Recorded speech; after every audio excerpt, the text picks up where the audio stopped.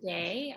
A little bit of background on the Young Mongols book. So when I was in Mongolia, I was living in Mongolia in 2015 and 2016. And actually, what's exciting for me is that Zola was my very first Mongolian friend. So it's so exciting that, this friendship that I made, I guess it was 5 years ago now, has turned, we've stayed friends all these years, and it's turned into first a video project and now this book project. But I was meeting all these great people like Zola, and people back home in the US, said that nobody had any idea what Mongolia was like. When I said I was going to Mongolia, everyone's like, send us an email if you're able to get electricity, or, people really just didn't know. And so there I am meeting people like Zola, who's, fluent in English, is like fighting the patriarchy in Mongolia. And I was like, I have to introduce these people to everyone back home and help share some of these Mongolian stories. So I did that years ago with the video series, which I encourage you to check out if you haven't before. I think it's great to be able to see people talk in their own words. And then with the book, I wanted to be able to contextualize things a bit more and explore them deeper than you can in a sort of 5 to 7 minute video. So for those of you who don't know Zola, Zola is one of the co-founders of Women for Change, formerly Young Women for Change, but they've since aged out of their original name. And Zola has been active in Mongolian politics. I don't know, what would you say, Zola, more than a decade now? You've really been in the fight in civil society. Yeah, I think at least since 2008, you've been very active. And in that time, she's with Women for Change. She's done an incredible amount of work in changing the way that both men and women and non-binary people in Mongolia think about and act on gender issues. And she's really helped advance the agenda in both a political and a cultural way. So we're so lucky to be speaking with her today. She's speaking with us from the University of Melbourne, where she's doing her master's in development studies. And then she's learning all sorts of great things that she can bring back to Mongolia with her. So thank you so much, Zola, for agreeing to do this with me. So the chapter that I'm going to read to you from, which is the Feminism chapter in the book, has a lot of history, statistics, information on the status of women's rights in Mongolia. But since we have the opportunity to have Zola here as our guest today, I'll focus on parts of the chapter that tell some of her story. And so in the passage leading up to this one, I describe how Zola initially became politically socialized during Mongolia's 2008 election protests, which turned quite violent. And after that experience, she and three other young women lawyers, founded the group Women for Change. So when Women for Change began, Noman is one of Zola's co-founders, for those of you who don't know Noman. She'll come up a few times, so it's worth introducing her. So when Women for Change began, Noman explains, even the founders wouldn't have used the words feminist to describe themselves. Women for Change was initially reactionary, focusing their advocacy on combating cases of discrimination. But a chance encounter with an American Peace Corps volunteer changed the group's outlook. Pop a titty, Aubrey. Pop a fucking titty. Okay, it seems like we've got somebody bombing our group.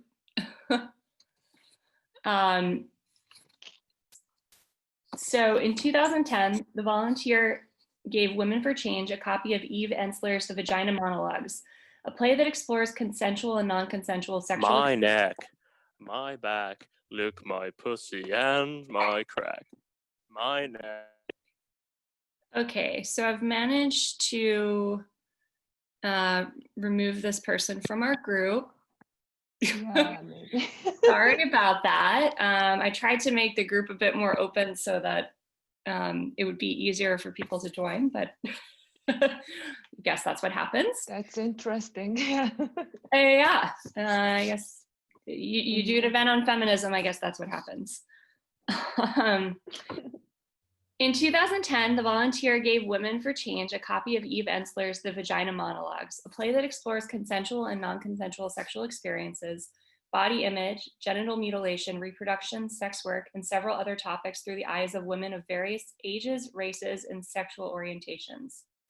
Since its inception in 1996, the play has become an international phenomenon and raised over $100 million to fund educational campaigns about violence against women and more than 13,000 anti-violence campaigns in domestic violence shelters internationally.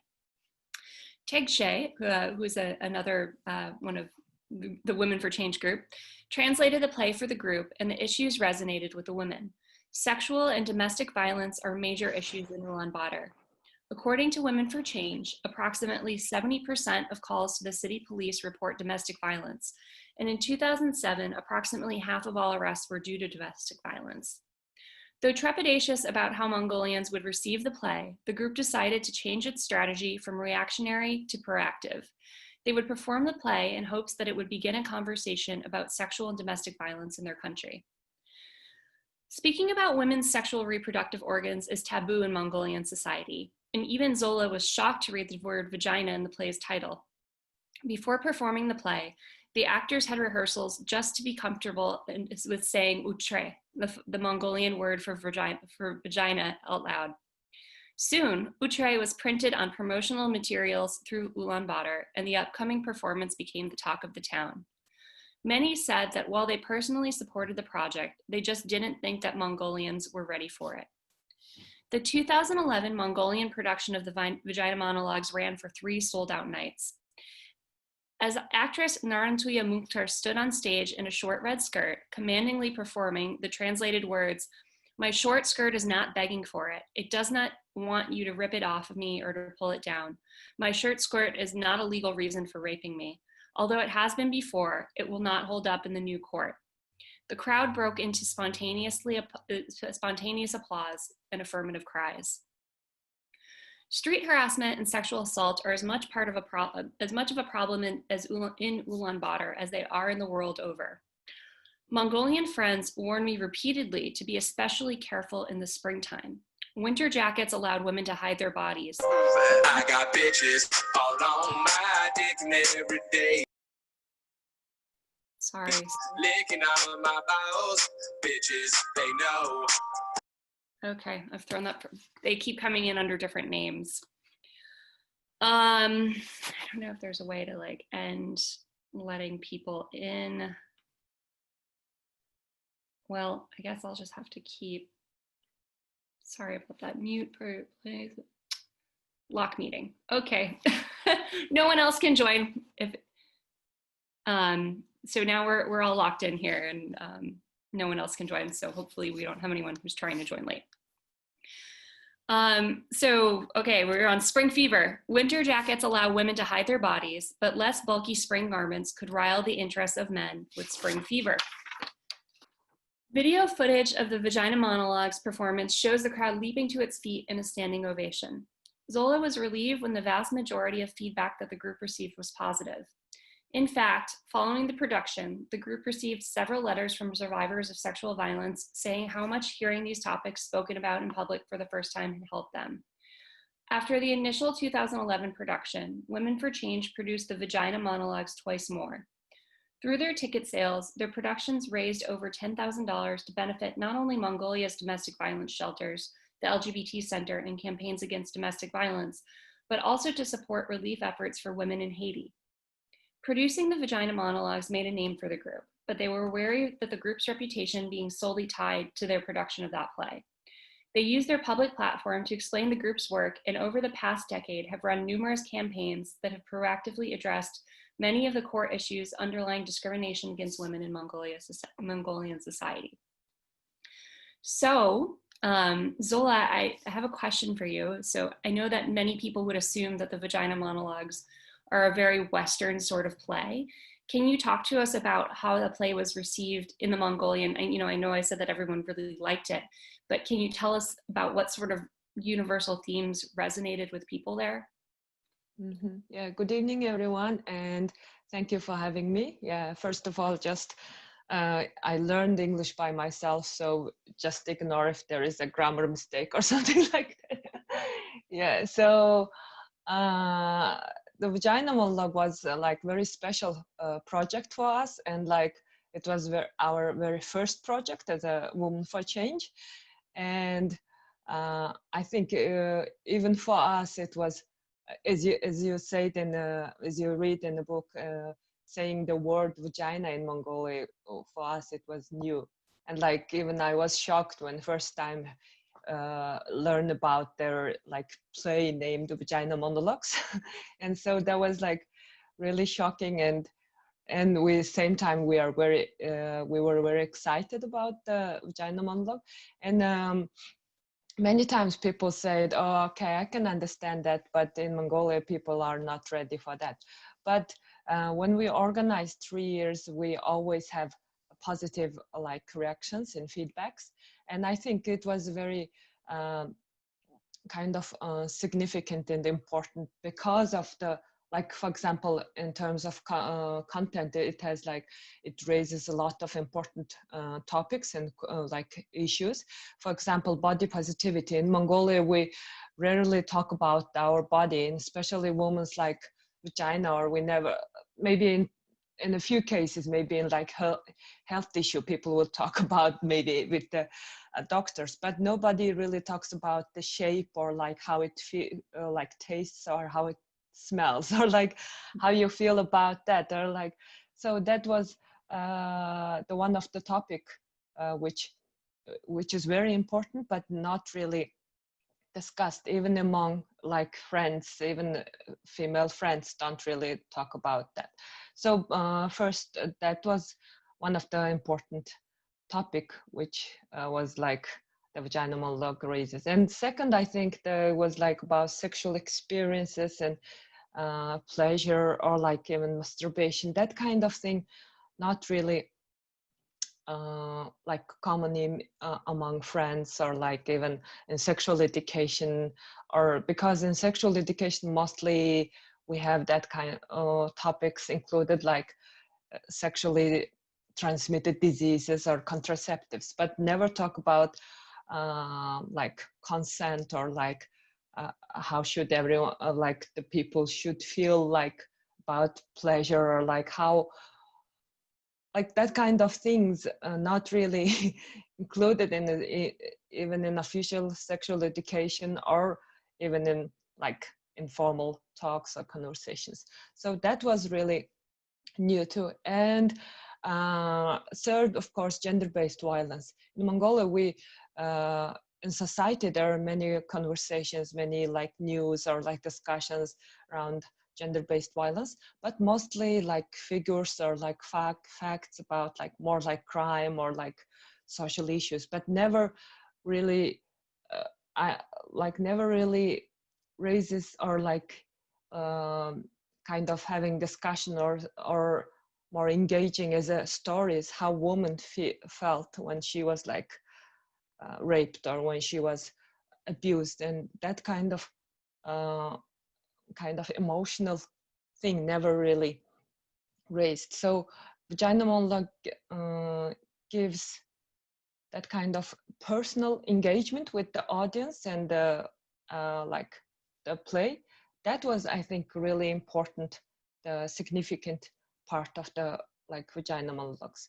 And our audience was like on all 3 years, the like 50% male and female.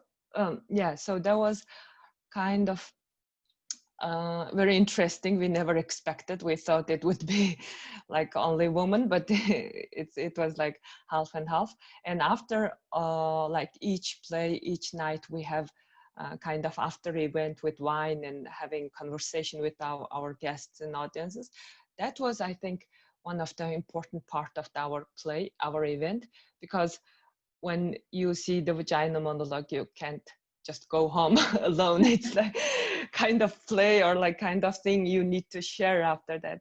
And the conversations after play, more, I think, important, one of the like important part of the play. So in that conversation, many people share their experience with us, or like they share how they felt about the like different parts and how they kind of engaged with different parts, and that was really important. And maybe last but not least, in why vagina monologue was very vital or significant for us, it's like it really helped us to build the community who have like passion to fight gender, fight for gender equality. Even today, the people who were part of, who were in the team of vagina monologue, still together as a like very active members of civil society. And the other very important point, last point, is from vagina monologue we understood that art is one of the very important medium to engage with people. Because when we talk about domestic violence or gender-based violence, we can talk about crimes, we can talk about numbers, but when we use art, we like kind of connecting with people's heart. So it's, I think, more strong just organized training or like discussion or like forum conference. And of course we will do that part, but using art is a very important kind of method to raise awareness. So after that we organized many projects like Beautiful Bodies and like different kind of projects. So yeah, vagina monologue was great for us, and like it has a lot of good reactions.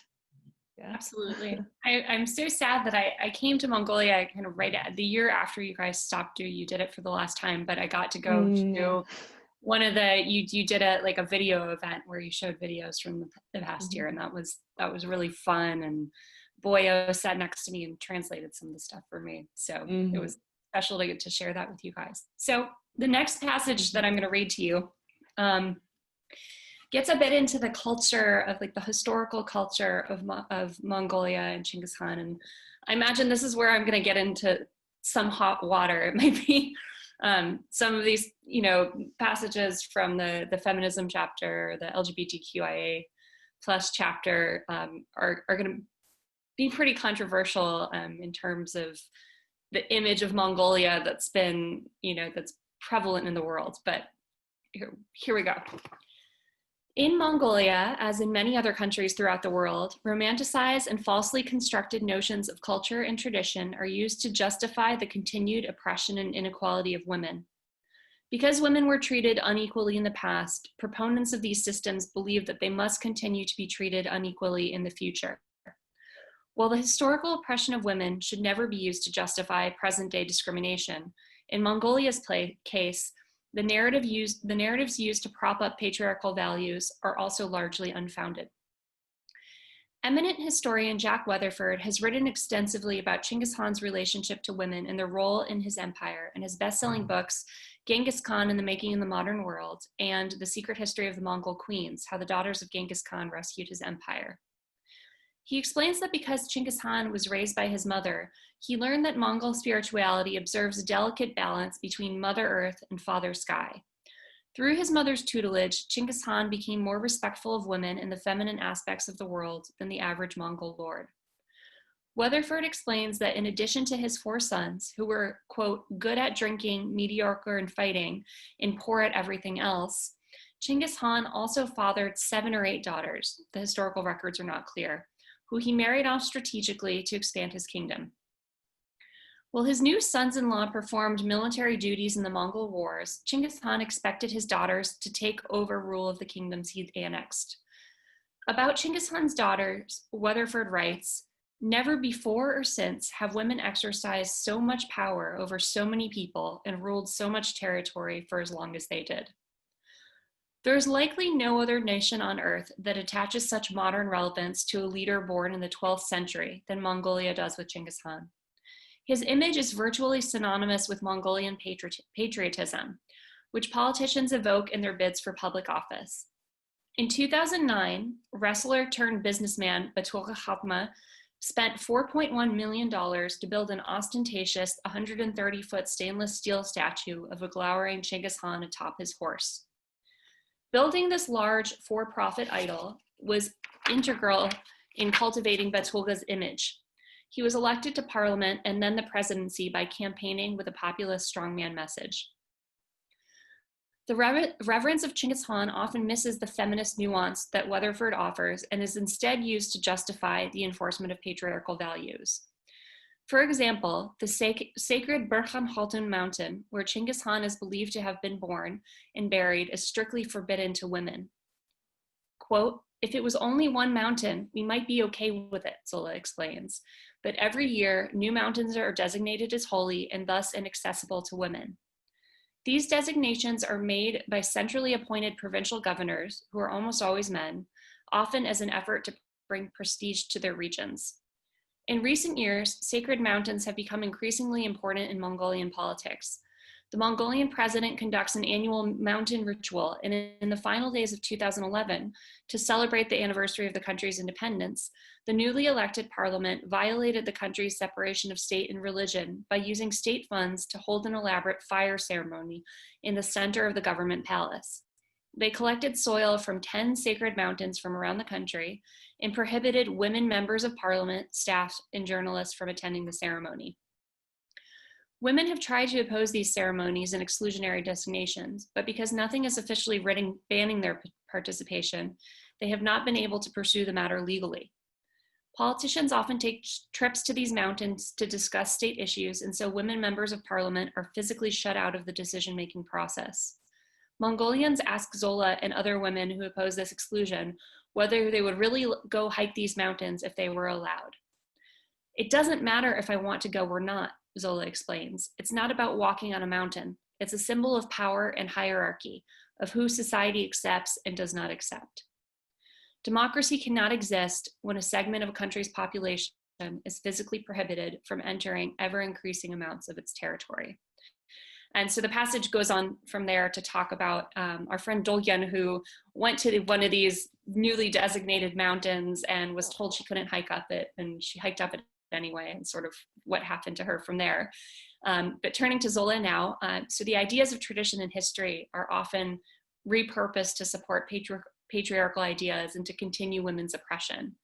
What sort of roles have Mongolian women had throughout your country's history? And what do you think their legacy is in Mongolia today? Mm-hmm.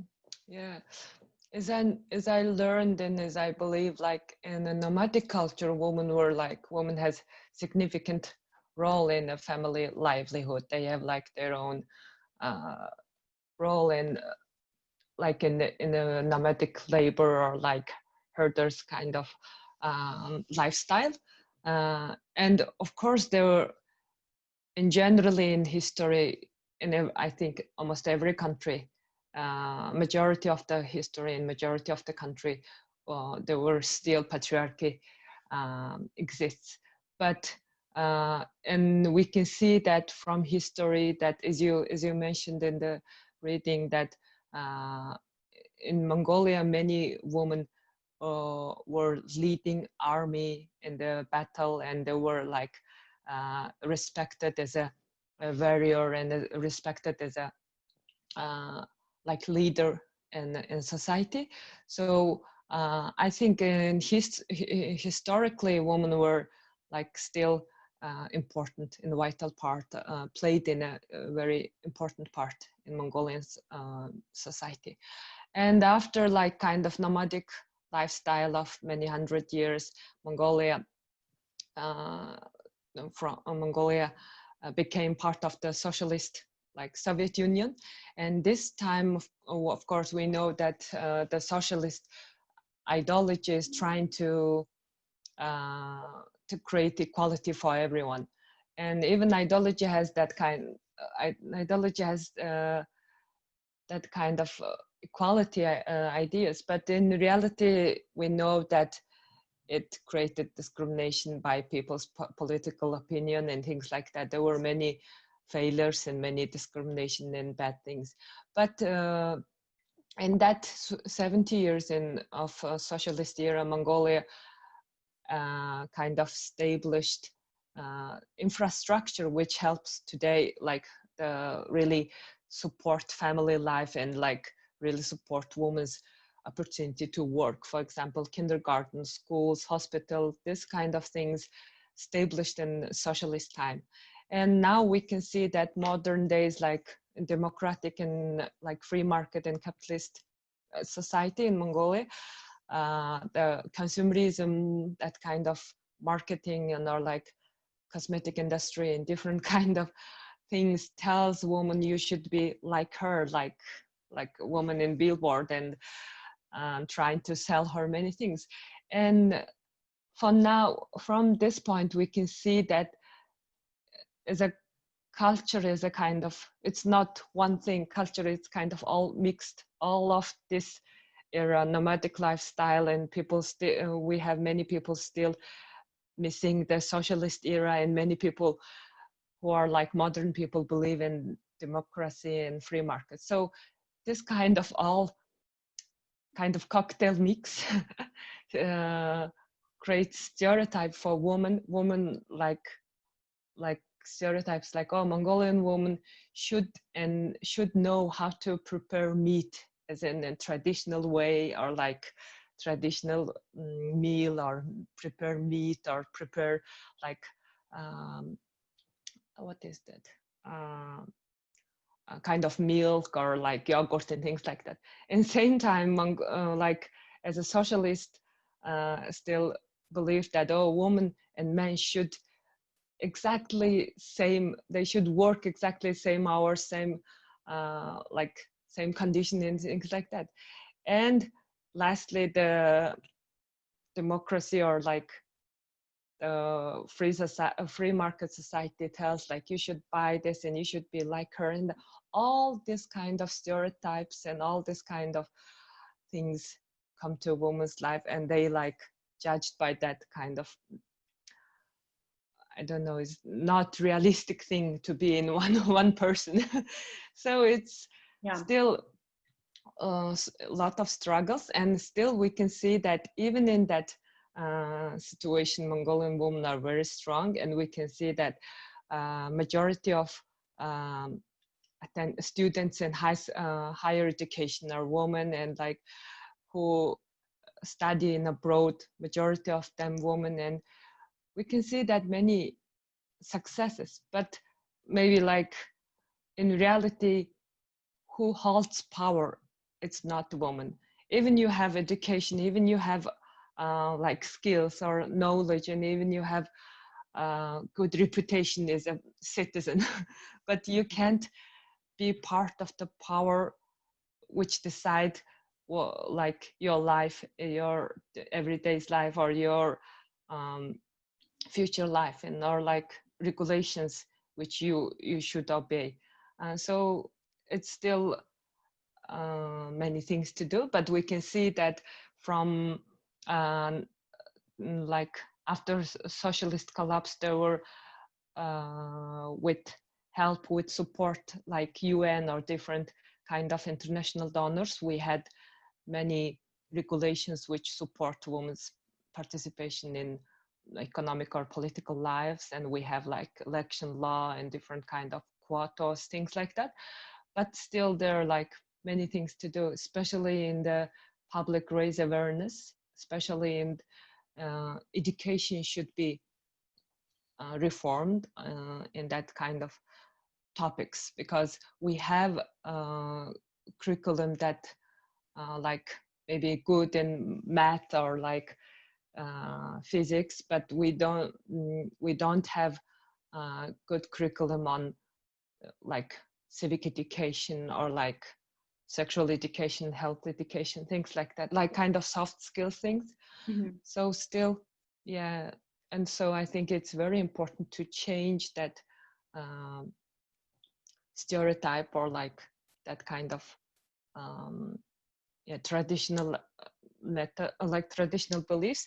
And I think it's very important to understand as a civil society activist, it's like culture can be changed, it's flexible, like because culture, it's many like hundreds years ago people created based on their daily lifestyles, but today we live in different societies. So I think it's very important to understand that the culture, it's not kind of solid thing. We can change it, we can recreate it.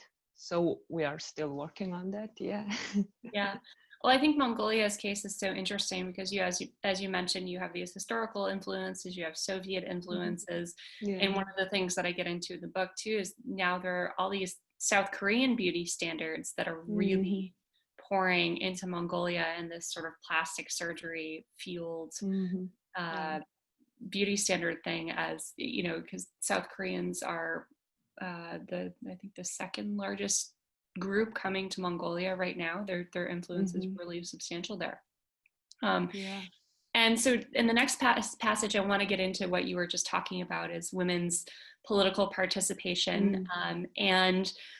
So the person really who I'm focused on quoting here is Noman. So you'll have to speak for your friend Noman a little bit and answer some of these questions, because Noman is, we're hoping she's going to run for office at some point soon. And she's phenomenal and I think really well set up for it. So in this section, I've taken out big chunks of paragraphs that really explain some of the nuances of Mongolia's political system, to spare you from, in case you're not a political scientist like me and you don't find electoral administration really interesting, I'll spare you from it today. But if you do, then it's in the book and it's there if you want to know more about actually how the political system functions. So, and I have to, the book was published when I wrote this. Mongolia's parliament had the most women parliamentarians in the country's history. There were just elections in June, so that's already changed. But 13 of the 76 seats were held by women, but this happened largely by accident, and the men in power did everything they could to prevent it. In 2005, as part of the effort to achieve the goals set forth in the United Nations Millennium Development Challenge, Mongolia implemented a quota law requiring that 30% of political party nominees for parliament must be women. The law has been modified on a short-term basis in each of the 3 parliamentary elections that have occurred since it was adopted. In 2008, Parliament scrapped the law altogether, and in 2012 and 2016, it lowered the quota to 20%. Part of Parliament's justification for reducing the quota has been that there aren't enough qualified women. In a country where, as Zola just mentioned, women are highly educated and working in management roles in government, civil society, and business, this argument makes little sense. It's absurd, says Noman. When they say that there aren't enough women, they mean that there aren't enough wealthy women. They want candidates who can self-fund their candidacies. Money dominates Mongolian politics. Each year, the Electoral Commission announces the upper limit for their campaign spending. Parties generally expect prospective candidates to not only be able to self-finance their campaigns at this amount.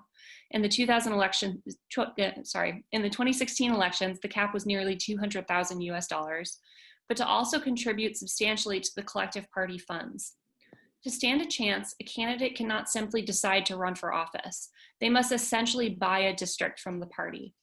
As a civil society activist, Noman does not have access to these kinds of funds. Few women do. Unsurprisingly, given the amount of money involved in politics, Mongolia's parliament, the Ikhral, is rife with corruption. Quote, public perception of anyone who goes into politics is bad. People think that if you are active in politics, you are corrupt, says Noman. And yet Mongolians continue to elect the same type of people to office. Quote, Mongolians like rich politicians because there's perception that if you've already eaten enough, you will leave some leftovers for the people. And so the difficulty with promoting outsider candidates, Noman explains, is that there's a perception that if you're hungry yourself, you'll leave nothing for the public. The Democratic Party is represented in parliament by many of the activists who pushed for their country's democratization in the early 1990s. At that time, young people became politicians, Noman explains, but they are still the ones there, and they have closed the door for the new generation. The Mongolian People's Party has allowed more space for aspiring young politicians. However, recent events have led to parliamentarians calling for reforms that will likely harm women and youth in a major way. In 2016, at age 29, Gantolga Dorjdugar was the youngest person ever elected to the Mongolian parliament. Not long after he was elected, credible allegations that he had raped a young student surfaced. As pressure mounted, he turned in his resignation. Citing his crime as justification, members of parliament introduced a constitutional amendment to raise the age for election to parliament from 25 to 30 years old. Though, as Noman astutely notes, it's not age that makes someone a rapist. Parliamentarians are also proposing to raise the eligibility age for presidential candidates from 45 to 55. This, Noman argues, could further disadvantage women. The retirement age for Mongolian women is 55, though it's 60 for men. Older women face age discrimination, being regarded as, quote, retired granny pensioner chit-chatters, not public figures.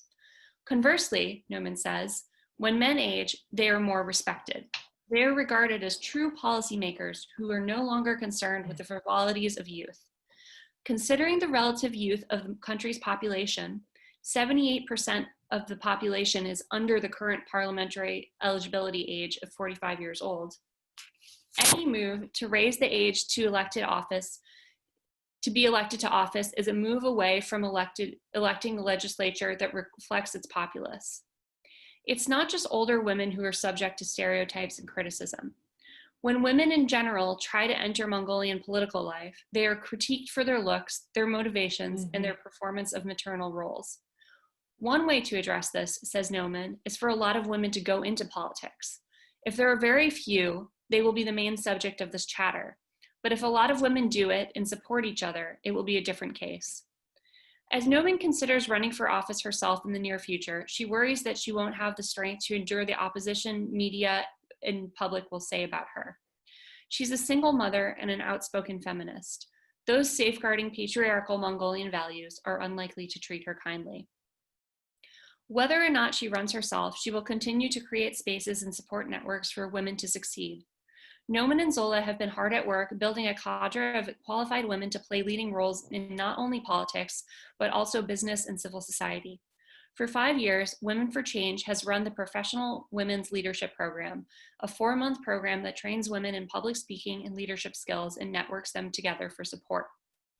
The program also includes a crash course on social and economic issues because, as Noman says, of course we don't want women leaders who behave like men or who don't understand gender and feminism. We want feminist leaders. So Zola, do you see a way for more women to get involved in Mongolia's politics in the future? What gives you hope and what makes you discouraged? And even if they don't hold elected office, how do Mongolian women remain vigilant about changing the country in between elections? Yeah, and just give you a big picture that in the global gender gap report, Mongolia ranks like 79th out of 153 countries, and like it has like 4 main indicators, and in 3 indicators which says like educational attainment and health and survival and economic participation and opportunity, we are like higher than average comparing with other countries. But in women's participation and decision making, we are like in a very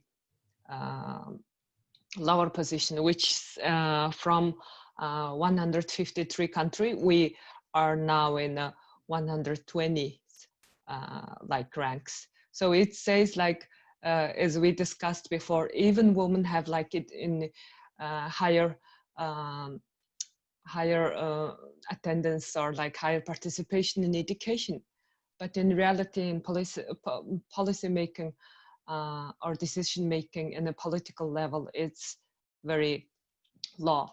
So it, as you mentioned, it really depends on like how much money you have or like what kind of network are you in. It really depends in Mongolian political field. So it's not really you are like competing with your policy or like competing with your solutions. It's mostly like how much money you have, and especially like because of like finance, finance, how political parties, their funding of political parties, that kind of regulations, current regulations, make more challenging for people who are like from not really kind of wealthy background. For example, like women or like young people or like majority of people don't have that kind of money which can pay for the party, because you need to pay. It's not it's not about you you promote your policy, or like it's all about how much can you like buy that district or like that kind of province. So and for why I'm highlighting this one is like, if we want to like increase women's participation in political field or like policy making, or gender quota is not enough for now, because we should work on, or we should reform the funding of the political parties and funding of the political activities. How so this kind of thing really challenges women to be part of the decision making. And second, of course, there is social cultural context, like which, as we mentioned before, like people have believed that women should stay at home and have their babies, or like even they have power to make decisions, but it's mostly in a family kind of, or like even like in small organization, but rarely see women making decision in national level or like even provincial level, because in Mongolia now like 21 province, but still until today we don't have any governor from any provinces. So it can show that like women still, people not seeing as a woman as a leader, or like, but we can see that the vice governor or like vice someone director, something like that, this kind of positions mostly women, and mostly they are doing all the activities real work. But when there is a when there is a launching event or like opening event, you will see like one guy who will like say the important words and like speeches, but in reality I know in many provinces women doing the real job, and people already like accepted, oh, they are great, they are leader, but they see as a woman like more like community leader, but not as a national or like provincial leaders. So still there are social, cultural, or political, and of course economical challenges, because in the election system in Mongolia now, majority system, that really like you need a lot of power or like money or network to be known for your constituency. So for women it's like it's very hard. Very few women have that kind of opportunity. So it's still very struggling for women and young people, or like even from just like middle income person can't really be part of, even you are academic, even you are a good lawyer, it's really hard to be to enter this kind of network, like network of elites already have their power there.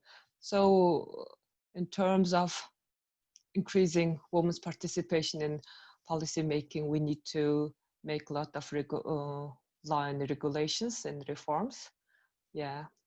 So, and we see that in Mongolia, in real life, like women are really in front of everything and doing, you experience that, like doing in the real hard job. Yeah. So, but in reality, when you see many women in kind of mid-level and managerial level, but when you see in a higher level, when like power, more important decision making goes and power positions, women are a minority. still. I think it's many places it's like reality like that. So yeah. Yeah, it's halfway across the world, but it sounds similar to what the US is going through as well. Yeah. Um, Yeah, just one example, that interesting example. One of the now MP, current MP, Bolgontoya, when she was like vice minister of minister of finance, when she was working in a parliament house, and when she just had a baby, and but in the Mongolian in Parliament House, by law, the children can't enter to Parliament House. So when she, in order to breastfeeding her child, in like winter time, she comes outside and come into to her car and breastfeeding her baby in the winter time. So this shows like even in physically, or like this Parliament House or this decision making places not like right. friendly for women. Right. So even in physical environment, it's not really. I'm not talking about the culture or like how they respect women. Just physically, you can't really be there because you need to feed your baby. But you know Mongolian winter how it is. Yeah. So Mongolian winter is brutal, and we've been seeing from around the world these great photos of women parliamentarians, having their newborns with them while they're casting votes and that sort of thing. But it seems Mongolia, they're not even allowed in the building. So, so that's probably a regulation that will need to change. Well, thank you so much, Zola. This has been so interesting. I'm about to open the floor up for questions so that you all can ask Zola questions, or you can ask me questions if there's anything you'd like to know from me. Before I invite you to ask questions, I am recording the session, especially since I haven't been able to allow other people in since I had to lock it. I'd like to post it online. So if you do ask a question, I'm asking for your consent to publish your question and your likeness or whatever you choose to show online when we do that. So I open the floor to you. Go ahead and ask us your questions. Hi.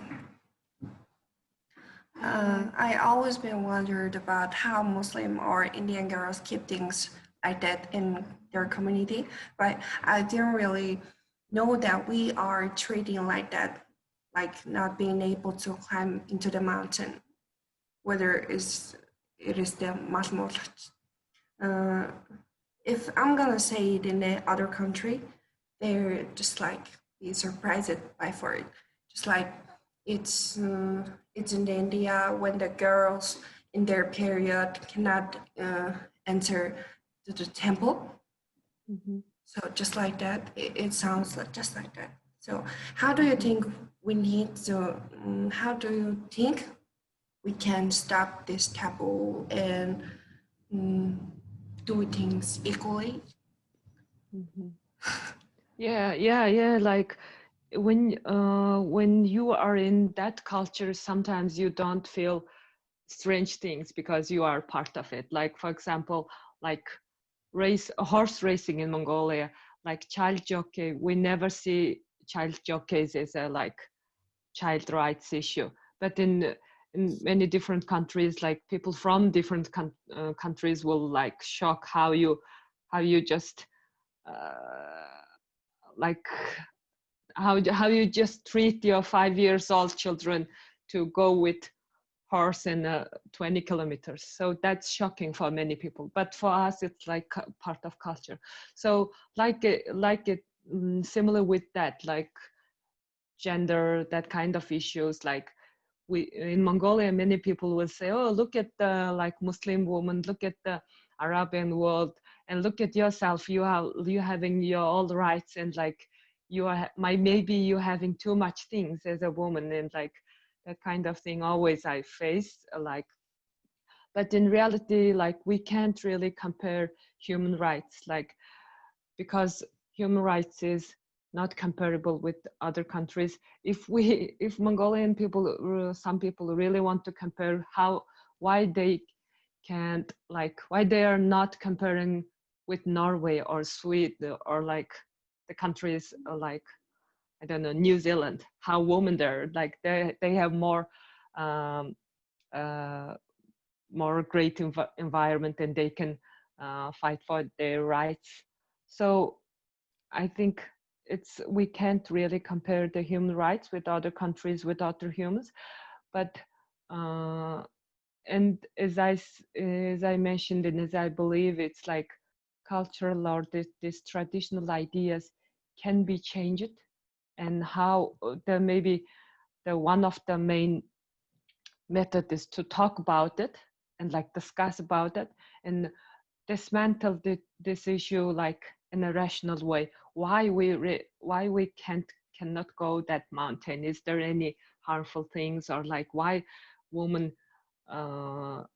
like I don't know in English, like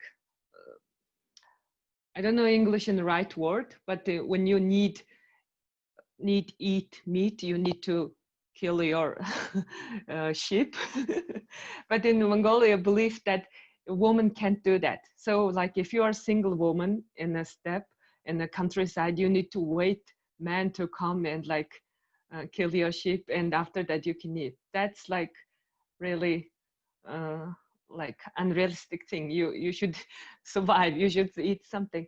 So this kind of thing, I think we should talk and discuss with each other, and that kind of conversation, that kind of discussion will help us to like change our ideas. Yeah, and many times, because I believe in many times that kind of gender stereotype, mostly they are not logical things, because like women were like girls like pink things, or like girls should have pink dress, but there is no logic like why pink dress is good for girls or things like that. So we should talk about stereotypes, and mostly it's like really based just in maybe in the especially the culture or traditional, that kind of things, mostly based the people's experience, and maybe in 100 years ago people's experience, things like that. So I think it's important to talk and discuss with each other.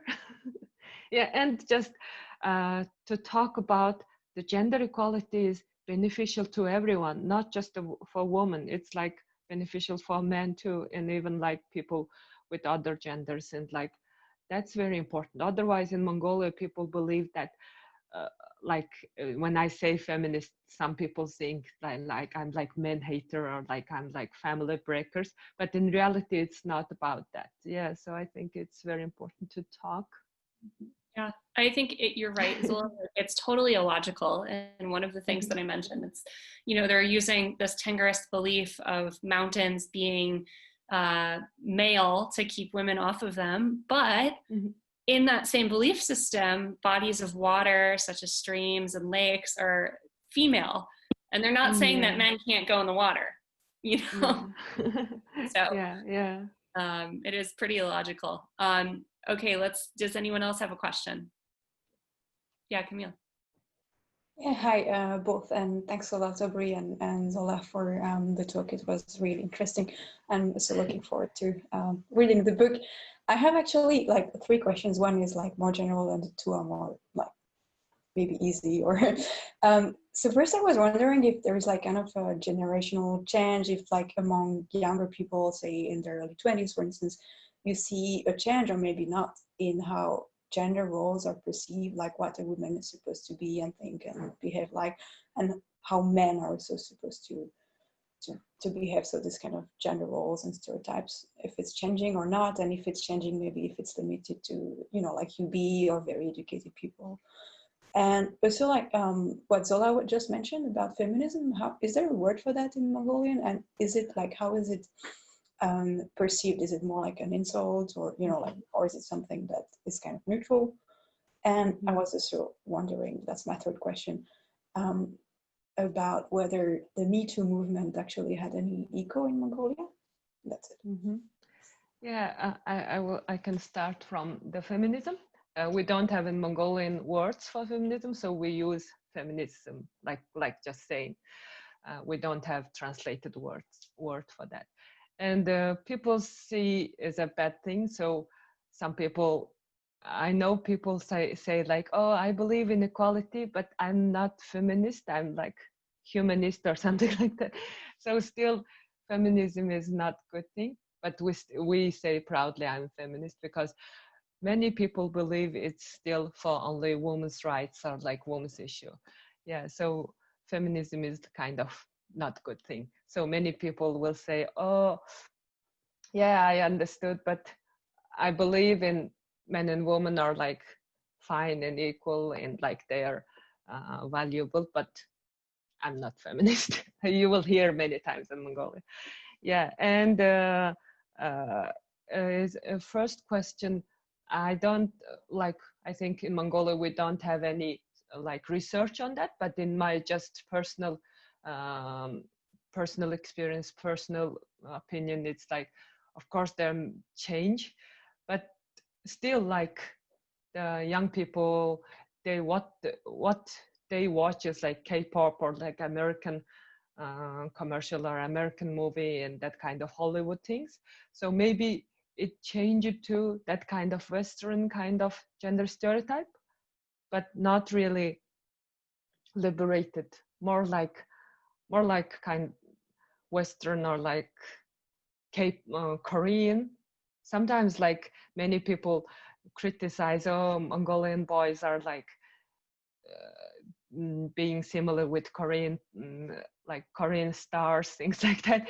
But still, it's not really, still they're like just gender stereotype changed, but not really, I don't know, yeah, how to say, liberating things happening, yeah.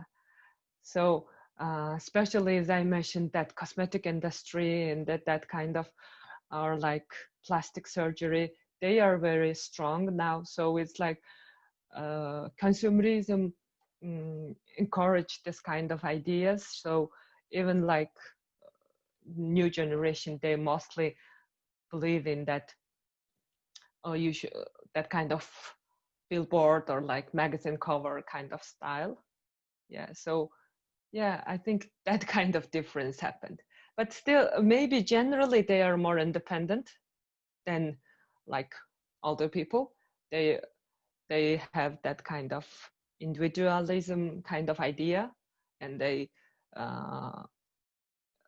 generally not specifically in terms of gender, but in generally as a like idea of freedom.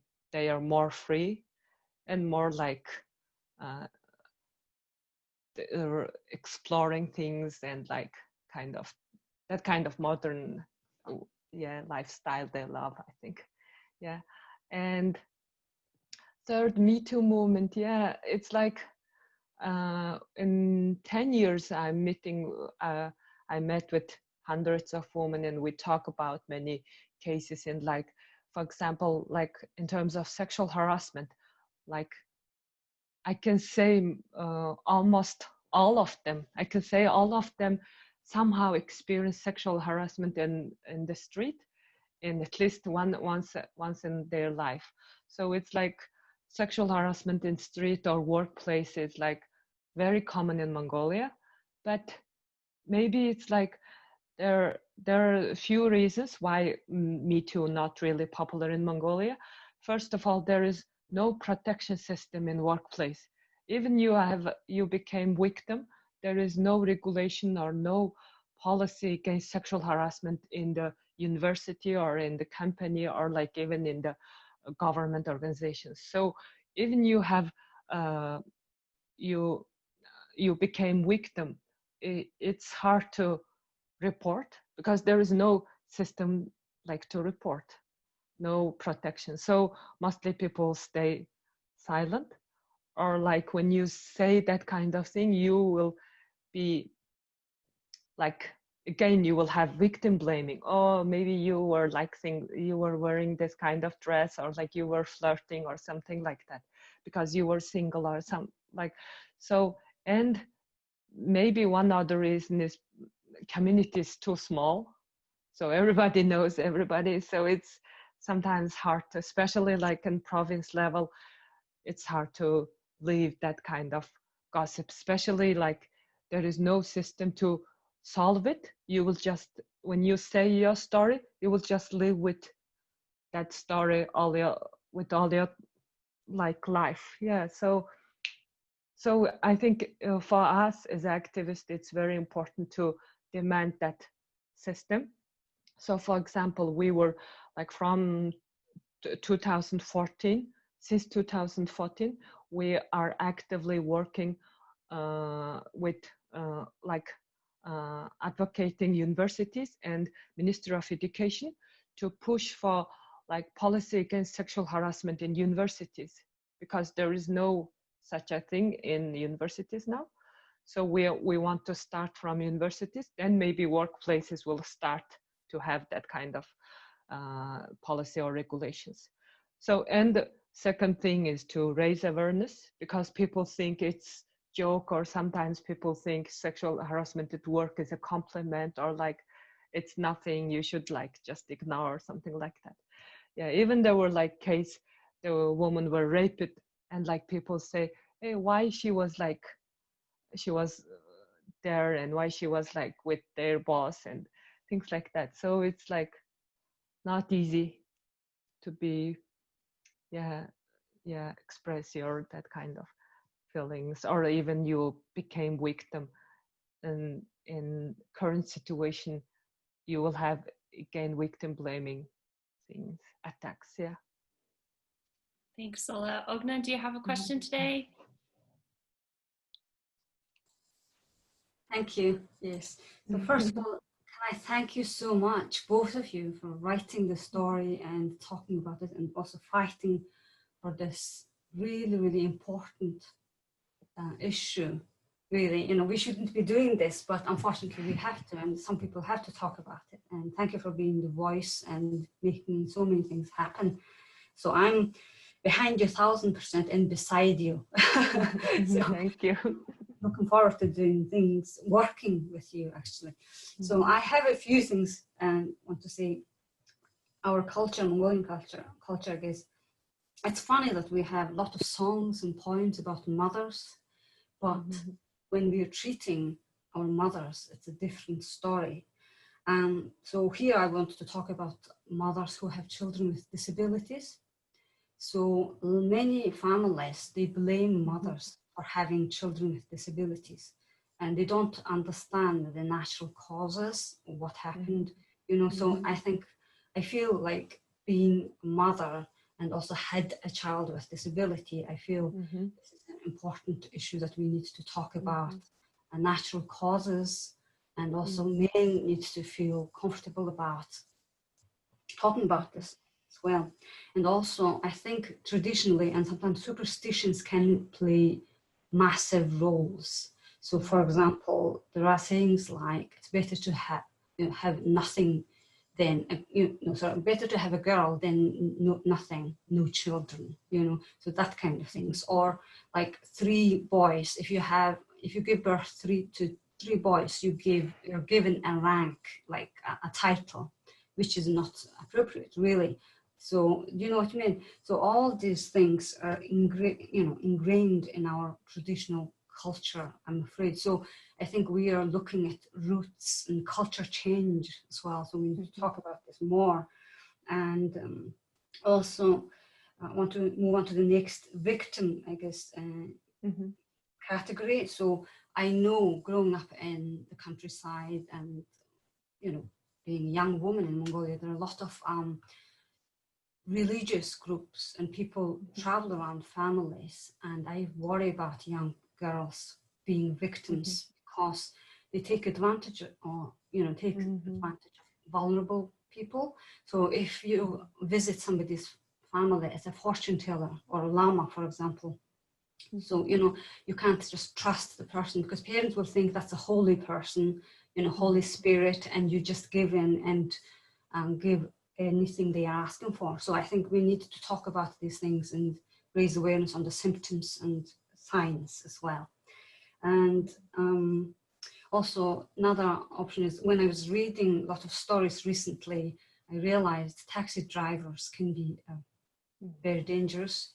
So we need to also educate people, raise awareness about that side as well. And you touched on earlier that the curriculum needs some educational program. So there is, for example, in Scotland, some schools offer PSE, it's a personal, social and emotional education. So, which is quite good. And I think we need that. So as you mentioned, starting, talking about education on body and, biology side, and as well as emotional and different side as well. And also you touched on like supporting each other, women supporting each other. So I see even abroad, I know I live in Scotland now and I've been abroad for 20 years, but however, I do a lot of things. I want to do things for, Mongolia and Mongolian young people as well in the future. So yeah, supporting each other would be really, really important. And I think talking about feminism, and it would be good to have platforms or, international group and platforms to have a network as well. And we can do and work together a lot of things, I feel. And so I feel the funny thing is, even though I'm abroad and I've been away for a long time, I want to do things, but however, I'm feeling the preference that, for example, in a role that people would prefer a white male to Asian woman, or even, what I mean is some roles, it's everywhere, but we shouldn't accept it, just saying, so yeah, so let's support each other, and soon, I will say it again, I know I said it in Jack's session, we are starting an international non-profit organization. So I'm going to collect some experts' names and people's, list as well. So I would love to have your name on the, the feminism and gender equality, if that's okay with you. And we are hoping to also run different programs, and it would be great to work together on this. Thank you. Yeah, thank you so much. Feeling so encouraged, and because we have common values, and you see a lot of problems, issues in Mongolia, which in terms of time, I couldn't say that kind of traditional ideas, beliefs that maybe Camille don't know about that. When you have 3 daughters, you are just mother of 3 daughters. But when you are when you are mother of 3 boys, you will be respected, or very honorary daughter-in-law. So it's treating boys and girls differently, and another issue is as you said, young women in rural area, they're more risky than women in urban area for sexual harassment and things like that, sexual abuse. Yeah, so we have a survey on that. So research on the sexual gender-based violence and sexual violence in rural area and urban area is the rural area is more dangerous for young women. Yeah, so I would be happy to communicate with you and engage with your activities, and thank you. I have another laptop here, so watching this with so thank you, Ona, and thank you for everyone for questions. Yeah, thank you all so much. Nervous, I'm so excited. Great. Yeah, and actually I write quite a bit about these alternate ceremonies in the book, and Mongolian scholar Zolzaya Batkhuyag, she has a really great grad thesis about the history of feminism in Mongolia. It's available online, and she talks a lot about these kind of mothering classifications for how many children you have. really interesting stuff that she writes about. So I recommend checking that out as a resource. Thank you so much, Zola. It's so nice to see your face. It's so nice to hear that you're doing well. And thank you all for your questions today and for participating.